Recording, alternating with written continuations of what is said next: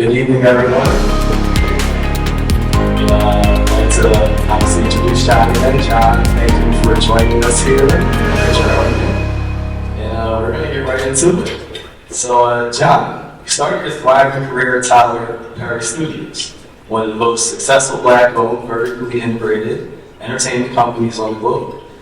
Can you walk us through how you got your start, what you learned at TPS, and when you decided to pivot?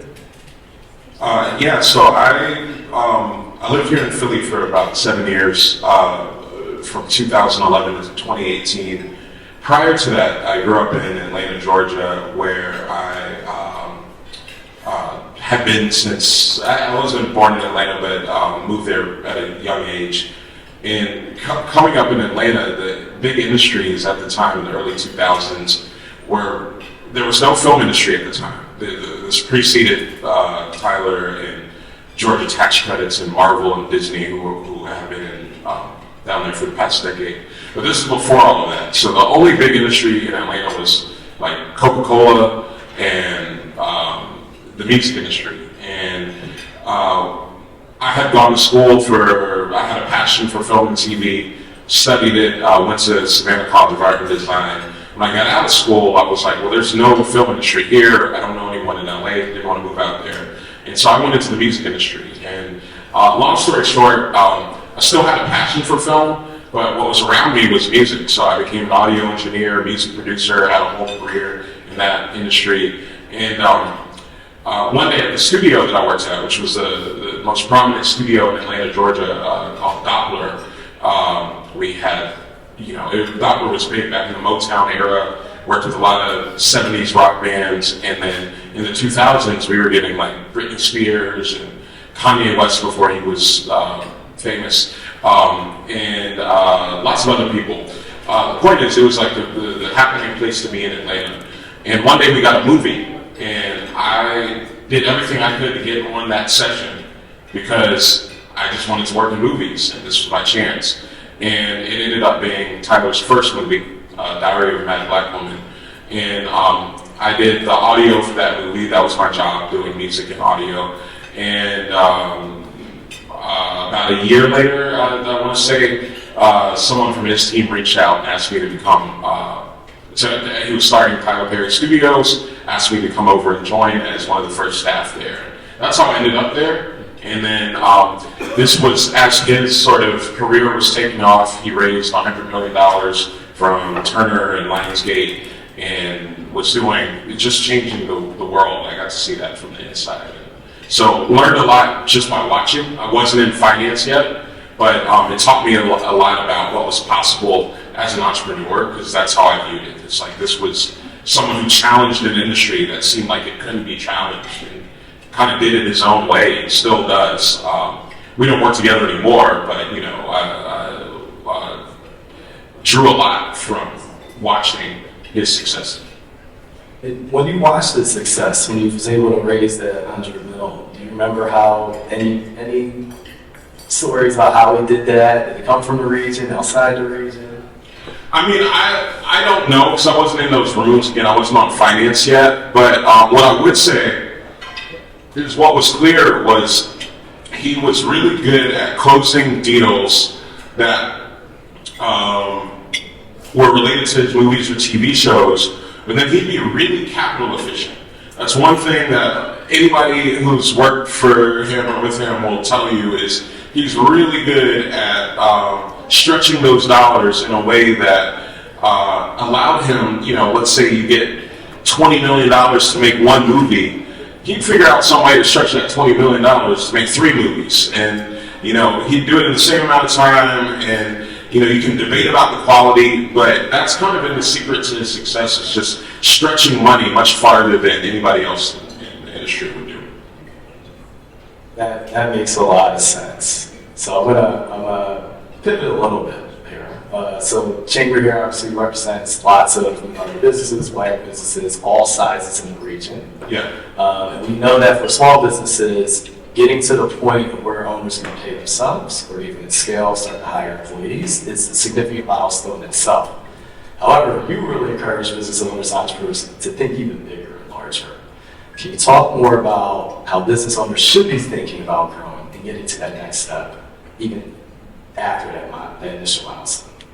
Yeah, so in the previous question, you asked me kind of how I pivoted or why I pivoted from entertainment into where I went. So at the time, number one, working within the success of someone as prolific as Tyler was, I knew that within that vertically integrated company, if my name wasn't Tyler Perry, I wasn't ever going to be at the top. So, and that's not a problem. I was just like, this is his show, you know, this is his journey, and I just wanted to go on my own journey. So I left probably right. Everybody I knew thought I was crazy because they were like, this is like the place everybody wants to work in Atlanta, and I just wanted to do my own thing. And so I think that's probably the first advice is pursuing things on your own it's scary, it's intimidating, but it's not impossible. And so, you know, just digging deep and pursuing it. The second thing is, I went into an area that was completely foreign to me at the time because I had come up wanting to direct and produce movies and do all these things. And instead I went into tech, which is an industry that I had no formal training in. I spent a lot of time teaching myself how to code, how to build businesses and so forth. And I ended up I ended up starting my first company, which I can get into later. The summation of it was I built that company, started making money, and as I started to make money, I started to invest in other companies because I wanted to understand why people would or wouldn't give me money. And so I was like, well, I'll be a better entrepreneur if I understand how investors think.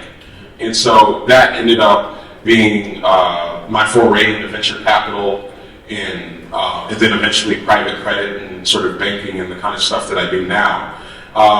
And then along that path, I ended up building two very successful companies that I sold. Actually, both companies founded here in Philly. Eventually, we moved and expanded, and literally a year ago, sold the last company to Experian for 9 figures with my colleagues, one of which is from Philly. Yeah, that's where we're going to go. So I was about to say, you can keep going if you want, but let's stick with that for a second. I heard something very interesting. Hey, you got into tech. All right, you said you had not much exposure before. Yeah. Did you know it was growing? Did you see the ahead of the curve thing? And how? And I just want the audience. What gave you the courage to take that leap? You know, upskill yourself, and then get to the point where you're able to build up on it and itself. Yeah. So really, it was FOMO.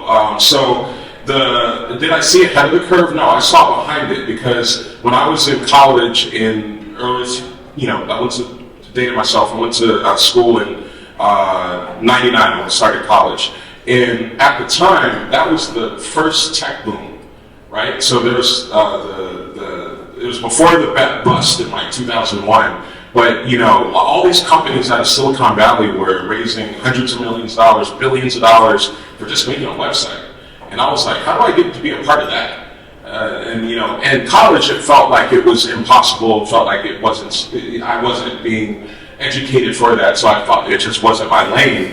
But I had a professor, again, I was maybe 18. The professor was like 22, and he had made a lot of money in tech. And so he was teaching at an art school, and I was like, well, how did you get here? And he was like, this is just what I want to do. I made all my money in tech. And so I was like, well, I need to investigate how to do that. And it's not like it happened overnight, but his age and just the fact that this wasn't someone who really thought he was going to be doing what they ended up making him successful in that way, it just kind of inspired me to think in the same way. It's like, I don't have to be the best at tech to be, to try to build companies in that space. And so the other thing that I had going for me is, I mentioned I worked in the music industry. I kind of glossed over that, but this was at a pretty high level. We were at a big music studio, and so I started producing tracks for a lot of the big names that would be in the room. But the other thing I started to do was for free, I would make websites for them. And the reason why I would do that is because then I could say, oh, I made, the merchandise website for so-and-so who's now on tour, or this music act, or that pop star. And they weren't paying me, but it kind of allowed me to show my credibility as, one, working with big names, but two, actually doing the work and building whatever I built for them. And then that became sort of my resume as a tech person at first, until I was able to convince people to hire me to do jobs that I didn't know how to do, but when they paid me enough, I would hire people who did. And so that would be the second, or maybe third advice, is hire people smarter than you or more skilled than you in different areas to delegate the things that you don't know how to do. You don't have to know how to do everything to be the person in charge of the ship that is doing that work. Yeah, I think that's important. Yeah. And having the courage to do it, you can always, technical experts, we hold them accountable. There's ways to do that. I think that's really important. Let's get back to Audigen for a second, because when you started it and where it ended, when Experian bought it, it's a little bit different. In terms of the data, the end use of the product. Right? You want to talk about what was the original inspiration to start it, but then where it pivoted to the value that Experian saw? Yeah, so so it's all kind of related in hindsight, because the inspiration to start Audigen came, so I used to live on 10th and Market in a little warehouse kind of condo there. And I was sitting on the couch one day reading an article about another famous musician who I had worked with, Pharrell Williams. And he was complaining in this article, like he wasn't there, but in this article, he was complaining about how he had, for the song Happy, which was big that year, 2014, 2013. That was a good one. I like it. He was complaining about how the streaming royalties for that song was like $4,000. And I was like, who was paying Pharrell $4,000 to do anything? And like that, and also that song was like the biggest song of the year. And so it was just mind-boggling to me that streaming was just so seemingly mispriced. And so I thought back to when I worked in the music industry myself, and I was like, people used to complain about Napster when I was working in the music industry. And I was like, so it's been 10, 11 years, record executives complaining about tech companies destroying their business. Fast forward 10 years, they're complaining about the same things. I was like, why doesn't anybody in the music industry just do what makes money, what works in tech? And so in building my first company, which was a consultancy, so people hire us to build apps, make websites, so forth. It just so happens I was in a part of the world where groups started to need other kind of work. They needed a workforce to help them build technology for specific markets, to sort of port their technologies to different parts of the world, specifically Africa and developing countries. One of those companies was Google. So Google was my customer at my first tech company. Not right away, but eventually somehow I got them as a customer. And so I had ended up working with them in that part of the world, doing completely unrelated stuff. But what I learned about working with Google was about how their business works from the inside. And again, just watching. Like, nobody told me how their business worked. I was just around it. And so I realized that all their money came from ads and ad targeting. And it was based on people's interests, like what you click on, what websites you go to, the things you buy. And so I was like, why don't we just do that, but do it for the music industry? That's how Audigen started. It's not where the company ended up, to your point, but that's what started it. Was I was trying to solve this problem of how do we address this problem of a shrinking industry, the music industry at the time, before streaming took off, and add a new revenue stream to it. And that's how it all sort of began. Our first big investor was Warner Media, who owns Warner Music, because they were like, well, if that works, and you can, I used to go around pitching everybody in the music industry. Nobody would listen, by the way. Nobody in the music industry listened to this solution for their industry, because I would go directly to the artist and I would say, I can help you make Google money. And they thought I was crazy because, Google is this massive company making, I think, like close to, I don't know, $500 billion a year or something crazy like that. And, but this was basically, I copied the money-making engine of companies like Google, Facebook, Twitter, all the big tech companies, and I was just applying it to a different industry. So the artists didn't get it. We spent a lot of time pitching them directly. The people who did get it, well, eventually was some of the executives that were way up, who they know a threat when they see one.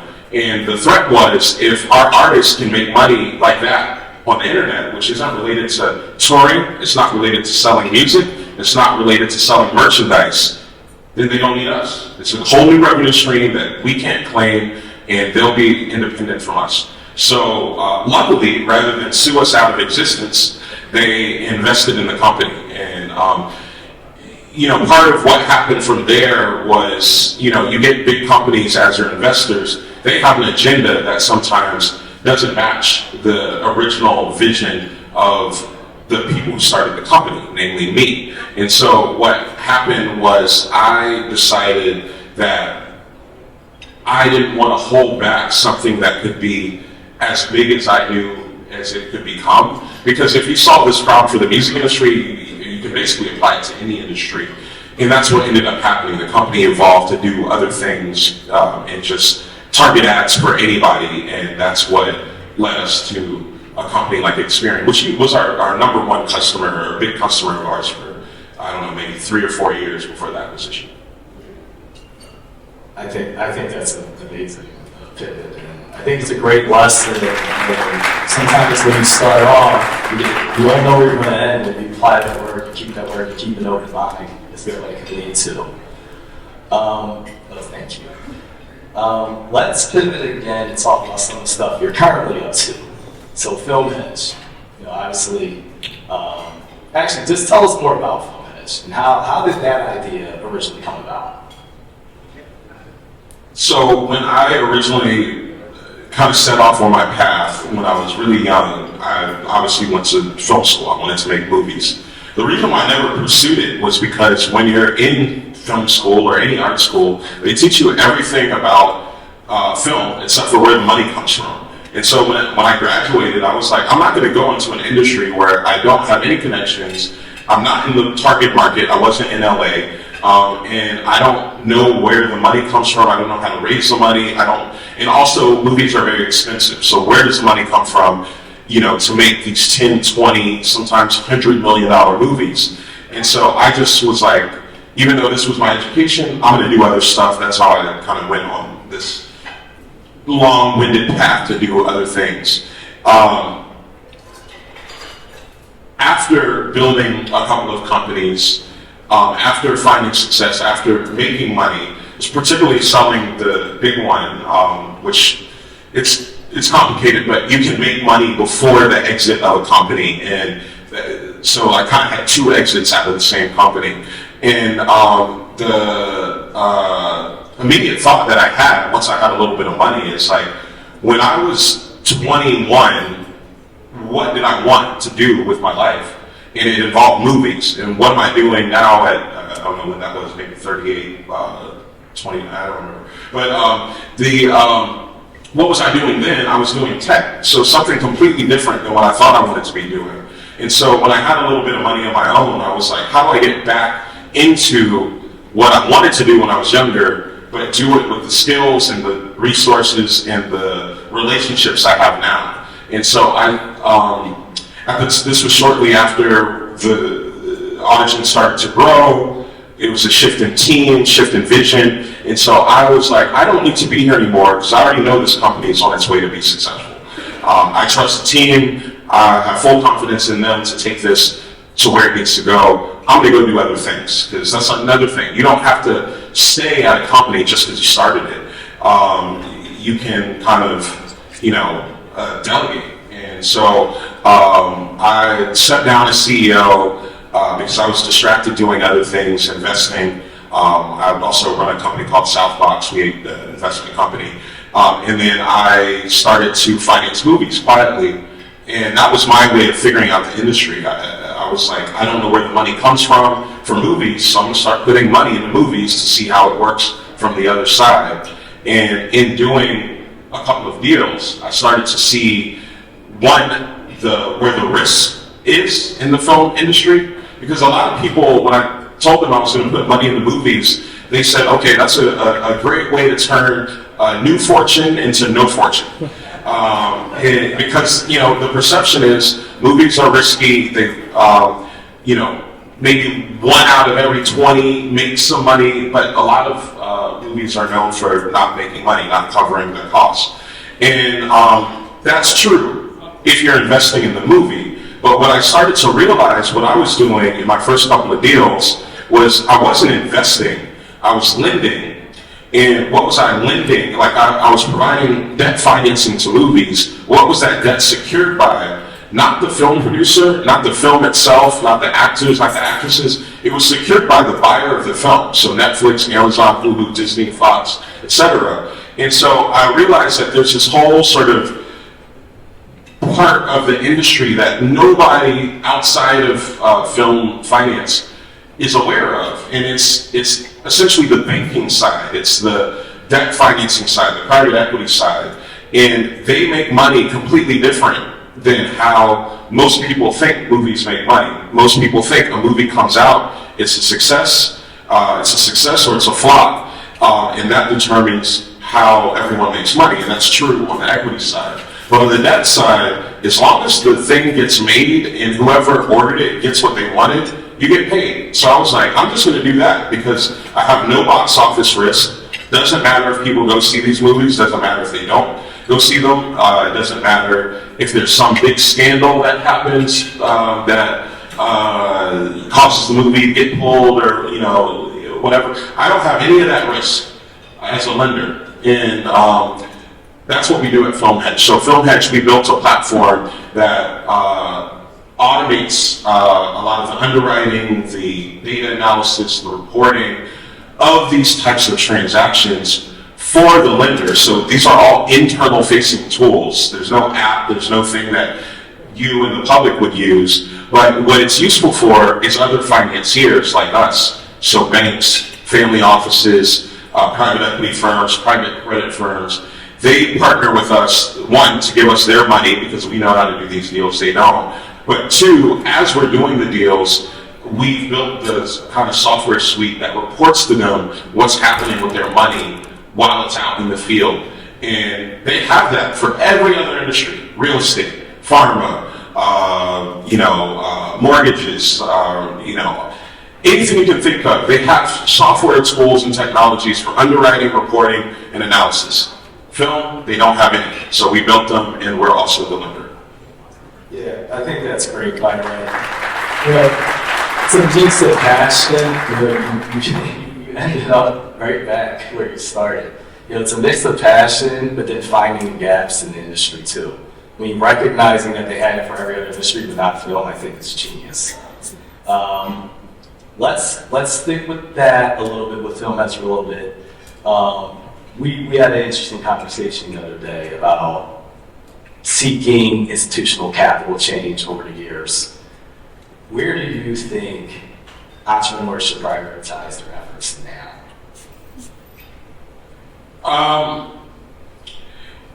Entrepreneurship is a difficult path. It's hard to build anything. It gets harder. You can always think of the barriers that can make anything harder, right? And those barriers are real, but they're barriers. They're finite. So there's always a way around a barrier, or over it, or under it. And I think a big part of entrepreneurship is figuring out what's the path that works for you. You know, the path that it took for me to build the companies that I've built is not obvious, and it's not something anybody could have given me advice to do, other than you'll figure it out, which is not what you want to hear when you're a struggling entrepreneur. But I mean, that's kind of the truth, in that you have to look at like the obstacles in your way, and they're unique. They're unique to your company. They're unique to the time. maybe you as an individual, and it's just figuring out like what are the things that you can do versus the things that you can't, and then just persisting through those, obstacles. And so when it comes to looking for capital, you got to go where the capital is. So I mean, one thing that, for better or for worse, the last company that was acquired, it started here in Philly on Walnut and 17th. But by the time it sold, we were based out of New York. Why? Because that's where the biggest investors were at the earliest days of the company. It's like, well, if they're investing, we're going to go be near them. Because you've got momentum, you've got traction, you're not fighting uphill. And, I see a lot of people kind of die on the vine complaining about the environment they're in. And it's like, well, do what you can to get out of that environment, if possible. It's not always possible, but if it is, that might be the only thing that, kind of is in the way. When I started Film Hedge years later, I almost started this company in Santa Monica. I was trying to go to LA because that's where the movie industry was, and, it's Hollywood and all of that. And then I thought about it, and I was like, there's like 1,000 people who do something similar to this here in the West Coast. And then I thought about where the momentum was. There's more movies and TV shows produced in the last 15 years in Atlanta than New York and LA combined. And I noticed that back in 2017. I was like, well, why would I go to LA? The momentum's in Atlanta. So even though I'm from Atlanta, that's what brought me back. Is I didn't want to go back to Atlanta. I was frankly happy to get out when I did. But I moved back because I was like, no, this makes sense. Because something's happening here. It's a combination of the success of Tyler Perry, Will Packer. You've got CNN and Turner there. You've got, at least for about a decade, you have Marvel and Disney making most of their productions there. And so I was like, I want to go to where that sort of momentum is, because one thing that you need as an entrepreneur is momentum. It doesn't have to come from you. You just need to find it and be around it. And there's some sort of a glow effect that you can piggyback off on if you're in the right place at the right time. So I got one more follow-up question. I think we'll go to audience Q&A after this. So in terms of was there an instinct of when you needed to follow that momentum? So like if you're seeking capital here, was it just frankly first investor up, or was there more strategic instant conversation of when to go to New York or go outside to seek it? And my follow-up to that is there was there a path to, once you get the capital outside of the region, to then come back to where you started, or do you think that would kill the momentum? So to answer the first question, no, I don't think there's sort of paint by numbers kind of view, at least for me. There was no insight that said do this. It was more a gut reaction to what was working. It's like if somebody, like if I started Audient late 2013, it was called Predictive Pop, and then eventually we changed the name of the company in 2016. So there's about 2 years before we had a big investor like Warner come in. And before that, it was smaller investors. And those smaller investors were from all over the place. There was a couple from Atlanta, but the ones writing the bigger checks, I noticed, were all coming from New York. And, then you get one, they introduce you to another. And, so there's a natural sort of thing that's happening. And I was like, well, that seems to be working. So I'm going to double down on that. And so at first it was just a lot of trips back and forth from Philly to New York. And then, eventually, I didn't even see it at the time. My co-founders did. They were like, why are we spending any time in Philly? Like 70% of our cap tables in New York. Why don't we just move the company? And that's a call that every entrepreneur has to make. It's not always obvious. It's one of those things that as an entrepreneur, you have to feel out and make the right call for your company. The second part of your question was about, sort of moving back. And does that kill the momentum? No, I think it's important to, so at least in my case, one of the reasons why I was excited to come here was because I spent so much time in Philly building companies. It was not always easy, but I certainly wouldn't be where I am if I weren't here. And so I think in fighting those battles and pitching the people here and trying to raise money successfully and unsuccessfully. And so I've spent so much time around other entrepreneurs who are always focused on kind of the problems that I thought that, we had a success. I mean, it was a success a long time ago, but now it's obvious. And I was like, it's just as important to just let people know that it's possible, and that it's like you can figure it out. You don't have to stay where you are. You can go down these winding paths, but you're still an example to the people around you from where you started, even if life took you on a whole different path. And so that's something that I think is important. So would it have made sense while building the company? I thought so, but not everyone at the company agreed with me. But certainly after the fact, I think it's just important to tell the story of what happened, like who benefits. Like, great, 4 guys got very wealthy off the sale of one company. 4 guys and a couple of investors got very wealthy off the sale of that company. Luckily, I'm one of the 4. But that benefits us. What can we do that benefits other people that that weren't along with that journey? And it's not always about just investing or giving people money. It's like, I want to give people the passion and the insight that it's possible, and it's possible from here. Absolutely. Talking about our impact. Do we have any questions from the audience?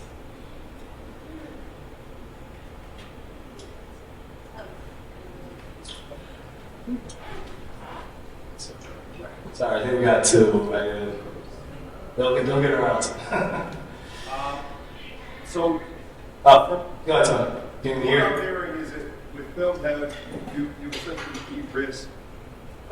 Film and TV as an asset class. That's what I wanted to clarify when I heard. Yeah, so I'm glad you asked that question, because I love to talk about the space. So a couple of things about what film hedge is and isn't. We don't invest in movies. I get 20 scripts a day. Pointless. I'm not betting on the script. I'm betting on the kind of structure of what's called the finance plan of the film. Where's the money going to come from? And then there's a secret to the film industry, which is insurance. I've learned more about insurance than I've ever wanted to know. But that's because when you're making a film that costs, like our average film size is, the range is between $3 and $50 million. How do we get the type of money to put $20 million into a movie? Well, it's because there's insurers who will underwrite the movie, and they will 100% protect our downside as a lender. So in the news, there's a film a couple years ago where there's an incident where unfortunately a woman was killed on set by an actor who didn't know a weapon was loaded. And that movie will never see the light of day for obvious reasons. But the people who were the lenders on that movie still made money. And it's because that film was insured in the way that protects the financier. And so one of the ways we de-risk film is we only finance films that have that type of insurance coverage, which means in the event that the film doesn't get made, something happens, another COVID happens, and the whole industry shut down, I still make money. Our company still makes money. And that is a huge change in how the institutional groups view putting money into film. And so where does the money that we have come from? These are not the specific groups, but I'm going to give you names so you can kind of paint the picture. But groups like BlackRock, groups like Apollo, groups like Blackstone, Jeffries, these are groups with billions, sometimes trillions of dollars that they manage. They put it into everything you can think of: manufacturing, real estate, whatever you can think of, liquor. All of them have an aversion for film. The problem that Film Hedge has solved really is how do you make film interesting to groups like that? And the result of that is we've been able to raise currently around $500 million to scale up what we do, financing film and TV. And by the top of next year, we will be, knock on wood, at over $1 billion to deploy into this space. So I'm not a producer like a Tyler Perry or a Will Packer or Ava DuVernay or whoever you can think of. I'm essentially the bank for producers like that. We're not a bank. We're not regulated like a bank. I know TD's in the room. We are not a bank, but we provide the service that banks provide to film and TV producers who often, where are you going to get $20 million to make a movie? It's either something like 5 billionaires or it's banks, and now alternative lenders like Film Hedge. Another guy from the industry, great. Any other questions? Yes. With,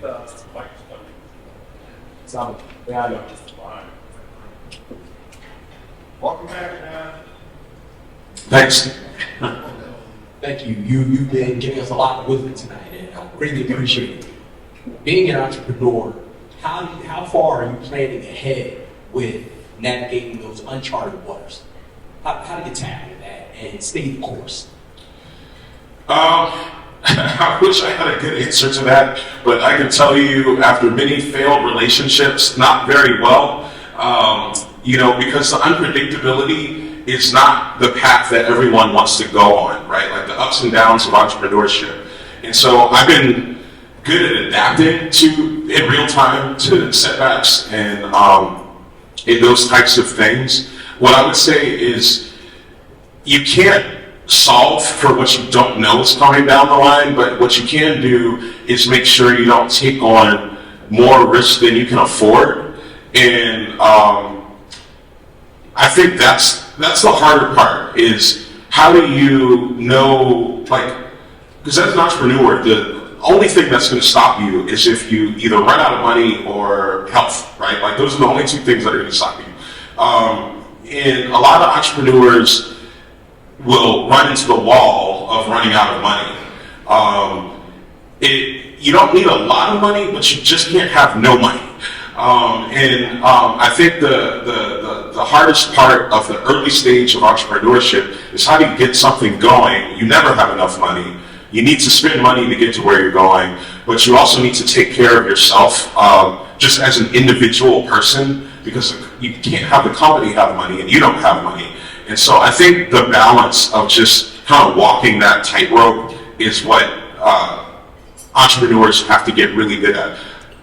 I don't know how to articulate that in other words, but that is the task, and it's about just how do you just kind of stay in the rain.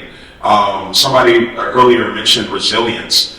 I think that there is a different type of resilience you need when you're dealing with entrepreneurship where you're mostly relying on other people's money, because you have to time when that money's coming in. You have to think ahead about who you're talking to, telling the vision, telling the story, to get them excited before you hit that moment where payroll runs out and you're just caught in the water. Because it's going to take time to convince people. So you're constantly pitching, you're constantly telling people, you're constantly kind of waving the flag that says this thing exists, you should put money into it, so that, there's literally been times, and not too recent past, where it's like everything's headed to zero, and one person I talked to like a month ago or 2 months ago calls and says, hey, I have some money I want to put into the company. I can't plan for that. But what I can plan for is just setting up the conditions where that can constantly happen. And you'll be surprised at how many times that will save the day, for an entrepreneur. And so I think a lot of entrepreneurs make the mistake of calling you when they need it.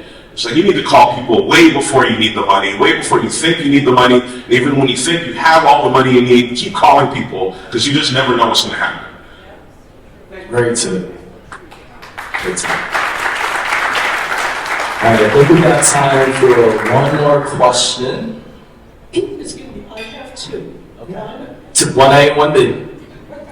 Well, I know which one is more important, but the thing, we're talking about building a team, and how do you recognize people, a person that should be on your team?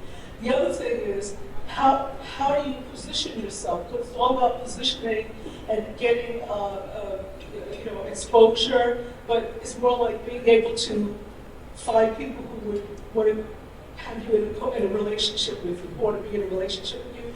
How do you position yourself that way? Because that's important, because it's not an easy thing. So there are two questions, if you answer both. Yeah, they're kind of related. So how do you position yourself, I think, is a good one, because someone a long time ago talked about, it's just stuck with me. It's like, as an entrepreneur, you have to be unreasonably optimistic, and you have to be almost, what's the word? Just, you have to have just like a type of self-confidence, maybe isn't the word, but self-reliance, that it's almost insane levels of, because to take risks on yourself in a vision that you just thought up is a bit crazy.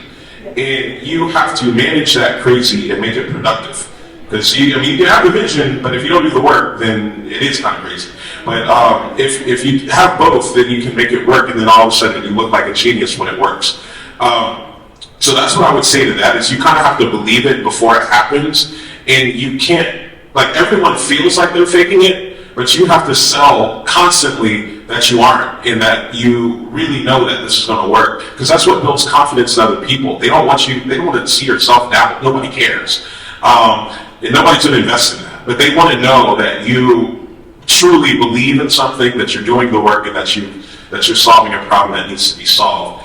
And then I would say, to your first question, find people who share that with you, because you don't need skills. Like, skills are useless. Pedigree is useless. The university somebody went to is useless when you are building a company and you're trying to solve for how to keep the lights on, and this person has all the pedigree in the world, but they're uncomfortable because they don't know where their next check's going to come from, and they quit. You can't, those aren't things you can rely on. What you got to do is solve for people who are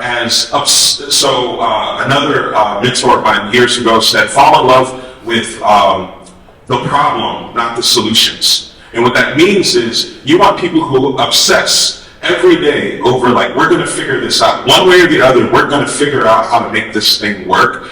I don't care how smart everybody thinks they are, because everybody thinks they're smart. Everybody thinks they have the right solution, especially early on. All that matters is if you can start making the problems go away, and that's your proof. It's like when people vote with their money, the investors will tell you by backing you, because it's like, oh, you made this problem go away. You made this problem go away. Now there's revenue coming in. Now there's excitement in the press, and all these dominoes start to fall because you're solving problems, not because you're thinking up solutions to those problems. I mean, you have to think of the solutions. You have to do that work. But a lot of people kind of overthink. They kind of over-intellectualize entrepreneurship. Like, I'm the smartest guy, I figured this out. Filmheads works because we're solving problems. It's a big problem in a very specific industry, and to even figure out that it was a problem was a problem. And you know what I mean? That's the kind of rabbit hole you have to go down as an entrepreneur, in my opinion. Yeah.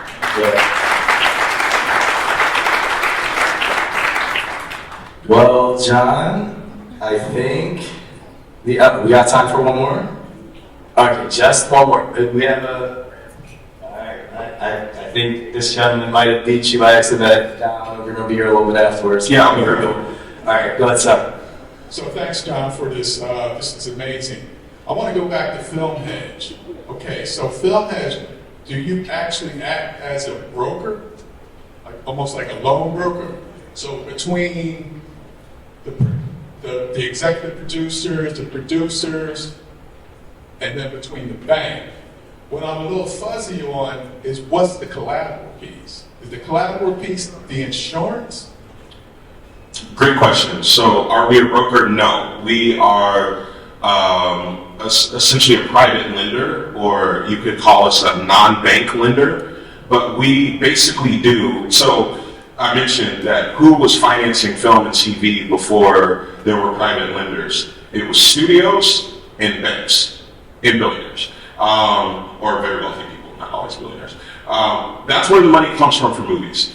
The problem is none of those really scale. Studios did, but studios are no longer want to take the risks that they used to because they keep making poor decisions with their money. You know, like you got a studio that put out a $400 million movie that isn't good and it never had a hope to make the money back in the first place. But after a while, they've invested so much they have to put it out because they got to recoup something.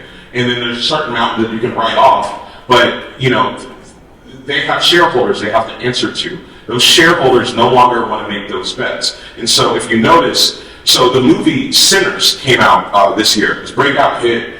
It was not a movie that a lot of people believed in at Warner. It was a Warner Brothers movie.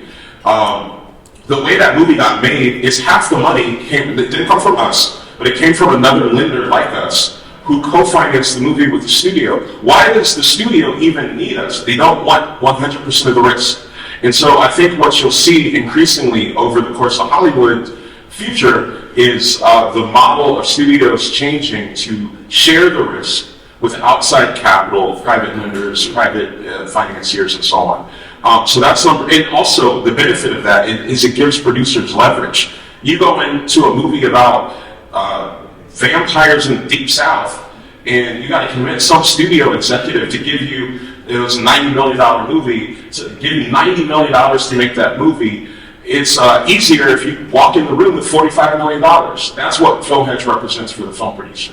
The second question that you had was, what's the collateral? So the collateral, I mentioned, there's sort of this industry that when you read about Hollywood, you never hear about any of the stuff that I'm talking about. What you hear about is the movie comes out, people go to the box office, they buy tickets, and that's how the money comes in.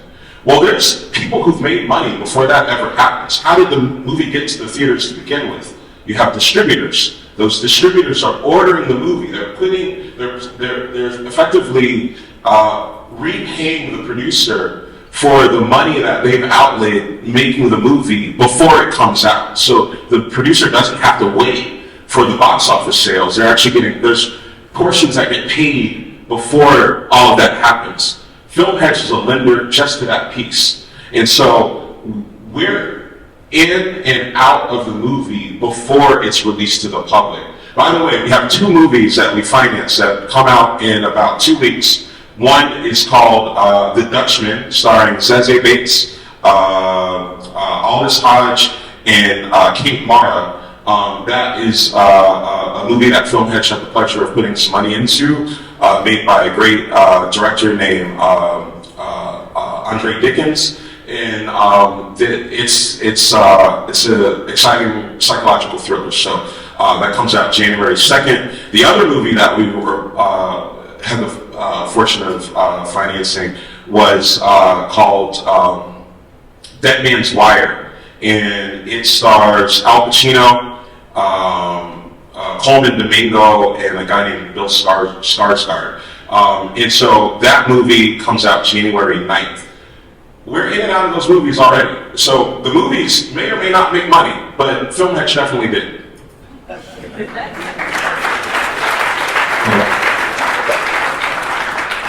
And so, just to finish that sentence, the collateral is the order from whoever for the film. So Netflix or the film distributor takes on that risk. They put in essentially a purchase order. It's almost like factoring. So I wait to see that there's an order before I lend because I know that order is going to pay me. It's almost like pre-season.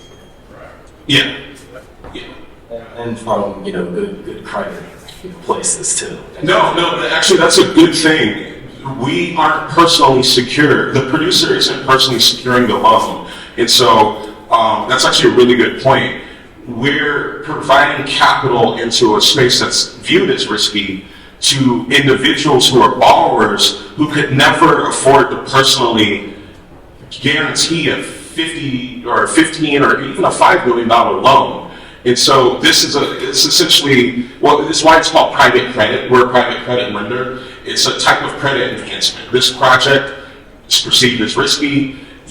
We help put in the things in place that make it not risky. We lend the money, and then we get paid a premium for doing that. Awesome. Thanks, Sean. This has been a really great chat, and a few times in the main round. I'm very happy to have this.